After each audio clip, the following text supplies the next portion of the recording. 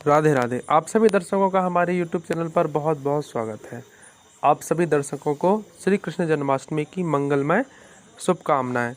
जय जय श्री राधा रमण, जय जय नवल किशोर, जय गोपी चित चोर प्रभु, जय जय श्री माखन चोर।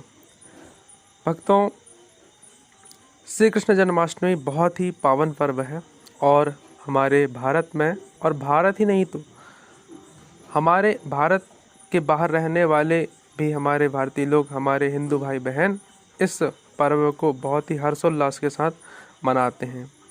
और जन्माष्टमी का जो बहुत अच्छा ही, आपको अगर बहुत अच्छा सुंदर रूप देखना है तो आप श्रीधाम वृंदावन चले जाइए। वहाँ बहुत ही अच्छे तरीके से और बहुत ही धूमधाम से श्री कृष्ण जन्माष्टमी का पर्व मनाया जाता है। यूँ तो पूरे भारत में ही श्री कृष्ण जन्माष्टमी को बहुत ही हर्षोल्लास के साथ मनाया जाता है। तो दर्शकों, अब हम सभी तो शरीर से सिर्फ धाम वृंदावन नहीं पहुंच सकते, पर आप वृंदावन को ज़रूर अपने घर बुला सकते हैं। तो अब कैसे बुलाना है, तो आप अब उस विधि को सुनिए। तो और भाव आप रखेंगे कि आपका घर वृंदावन है, और सच में आपका घर वृंदावन बन जाएगा, आपका घर मथुरा बन जाएगा और आपका घर अयोध्या जी बन जाएगा। तो दर्शकों, मैं आप सभी को एक बहुत ही सरल विधि बता रहा हूँ, जिससे आप श्री कृष्ण जन्माष्टमी के दिन भगवान श्री कृष्ण का, भगवान श्री लड्डू गोपाल भगवान का आप पूजन करें। दर्शकों, सर्वप्रथम तो आप सख्त होकर बैठ जाइए, आप आचमन कर लीजिए और इसके बाद आप दीप प्रज्वलित कर लीजिए, और दीप प्रज्वलित करने के बाद आप हाथ धुल लीजिए, और इसके बाद आप देव देवता को प्रणाम कर लीजिए, उनके सामने चंदन, रोली और पुष्प चढ़ा दीजिए।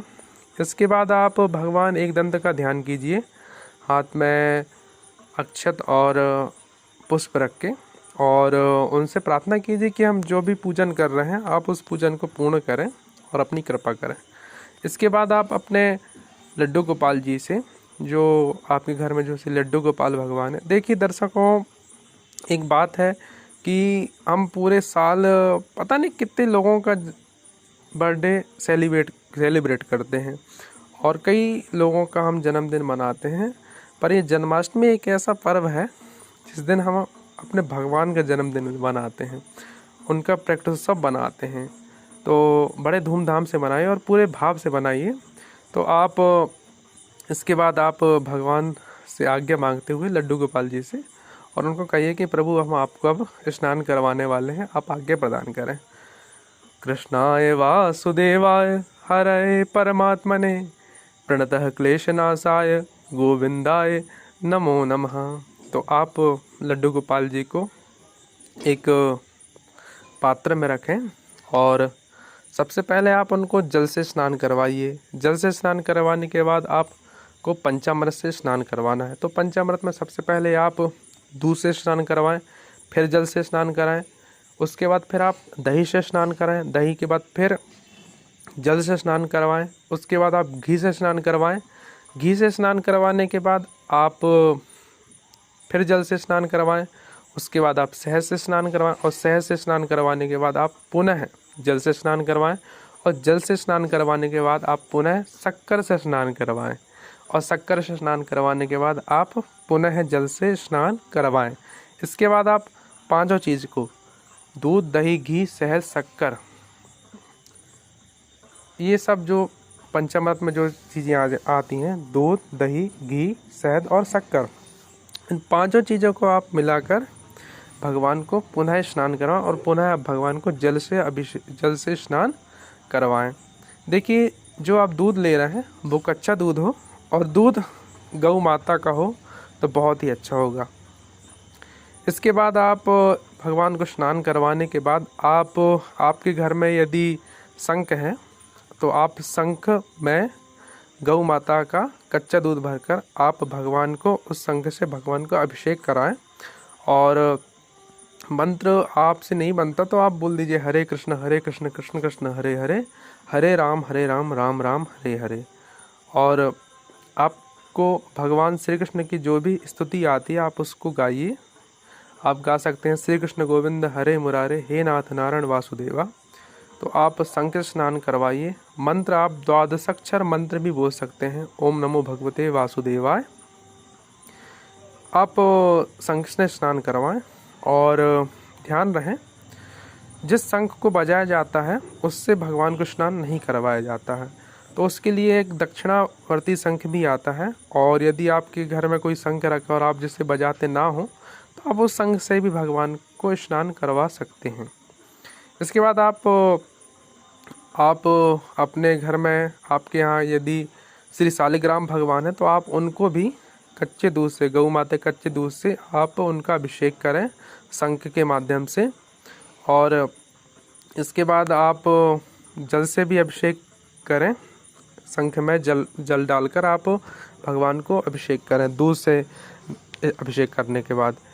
इसके बाद आप अपने लड्डू गोपाल जी को आप बिल्कुल सूखे वस्त्र से बहुत ही धीरे धीरे पोंछ लीजिए, और उसके बाद आप अपने लड्डू गोपाल भगवान को वस्त्र पहनाइए। और यदि व्यवस्था हो सके तो आप जन्माष्टमी के दिन भगवान के लिए नए वस्त्र लेकर आइए और उस वस्त्र को अपने लड्डू गोपाल जी को पहनाइए। वस्त्र पहनाने के बाद आप भगवान को चंदन लगाइए, रोली लगाइए, और आप को यदि पुष्प मिल जाए तो आप पुष्प से माला बनाकर भगवान श्री लड्डू गोपाल जी को पहनाइए। अब उनको आप एक आसन पर बैठा दीजिए, या आपने जो झूला लाया भगवान के लिए आप झूले में बैठा दीजिए। और झूला नहीं लाया है आपने, आपके घर आपकी यदि व्यवस्था नहीं हो पा रही है तो आप एक पट्टे में पीला कपड़ा लें और पीले कपड़े के आसन पर आप भगवान श्री लड्डू गोपाल जी को बैठा दीजिए और उन्हें चंदन लगा दीजिए। अब आप उन्हें पुष्प भी चढ़ा दीजिए और तुलसी पत्र ज़रूर चढ़ाएं। भगवान श्री लड्डू गोपाल जी को आप तुलसी पत्र ज़रूर चढ़ाएं। इसके बाद आप भगवान को आप भोग लगा दीजिए। भोग में आप माखन, मिश्री, पेड़ा और आप जो भी मिष्ठान बना पाएँ। और ध्यान दीजिए भगवान को लहसुन प्याज का भोग नहीं लगता, तो आप ऐसे ही मिष्ठान बनाएं और भगवान को भोग लगाएं जिसमें लहसुन प्याज ना डाला हो। इसके बाद आप यदि आप हवन यज्ञ करना चाहते हैं तो आप हवन यज्ञ कर लें, और आप भजन गाएं, भगवान को भजन सुनाएं, और हर चीज़ आप भाव से करें। आपके लड्डू गोपाल जी ज़रूर प्रसन्न होंगे। और मैं आप सभी को बता देना चाहता हूं दर्शकों कि जो भी लड्डू गोपाल जी का पूजन करता है तो उसके घर की वंश वृद्धि कभी नहीं रुकती। तो आप सभी भगवान लड्डू गोपाल जी का पूजन ज़रूर करें। तो आप भगवान को भाव सुनाएं, आप भगवान को भजन सुनाएं, और इसके बाद आप भगवान की मंगलमय आरती कर लीजिए। या आपको जो सी भी आरती आती है, जो कोई भी आरती आती है, आरती श्री बांके बिहारी की और आरती कुंज बिहारी की, आपको जो भी आरती आती है, और शंख हो बजाने वाला तो आप शंख बजाएं और घंटी बजाएं, घंटा का नाद करें। और इसके बाद आप मंत्र पुष्पांजलि करके और भगवान से क्षमा मांगें। और यदि आप पूरी रात कीर्तन करना चाहते तो आप कीर्तन भी करें, और भगवान से पूजन करने के बाद उनसे क्षमा याचना मांगे, जो भी गलती हो उसे क्षमा करें, क्योंकि हम मनुष्य हैं और वो भगवान है, तो हम भगवान का पूजन पूर्ण रूप से नहीं कर सकते। और सच तो यह है दर्शकों कि भगवान स्वयं हमारे अंतःकरण में बैठकर अपनी पूजा स्वयं करते हैं। तो ऐसा हमें सोचना चाहिए कि जो भगवान है वो हमारे अंतःकरण में बैठकर अपना स्वयं के पूजा कर रहे हैं, तो उससे हमको उस पूजन का घमंड भी नहीं होगा और हमें घमंड भी नहीं करना चाहिए, क्योंकि सब कुछ तो दिया हुआ परमात्मा का है, सब कुछ दिया हुआ श्री कृष्ण का है।